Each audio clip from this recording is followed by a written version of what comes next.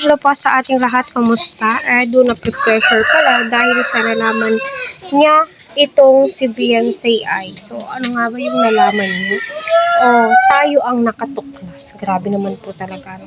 Unang-una sa lahat, masasabi mo po talaga na kahit sino ay maa-admire or hahangaan nga po itong si Beyonce dahil nga po sa taglay po niyang kabaitan. Aside po doon sa mabait si Beyonce, responsabling ate din po siya, no? Ang dami po niyang responsibilidad, di ba?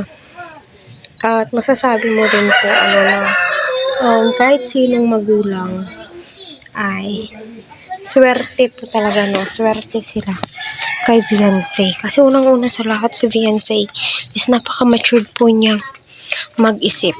Kaya yung mga lalaki, na kalingap boys ay humahanga sa kanya.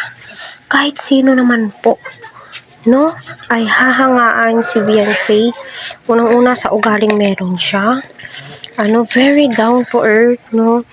Napaka-humble niyang bata. Masasabi mo po talagang, naku, mapapasana all ka na lang din po sa ugaling meron siya. At naku, sabi nga po nila, si Edo daw ay nape-pressure na dahil nga sa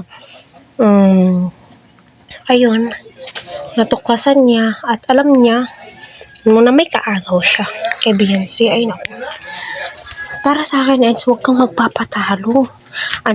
Yung mga ganyan, kasi alam mo at ramdam mo na ikaw ang gusto ni Beyonce. Wala nang iba.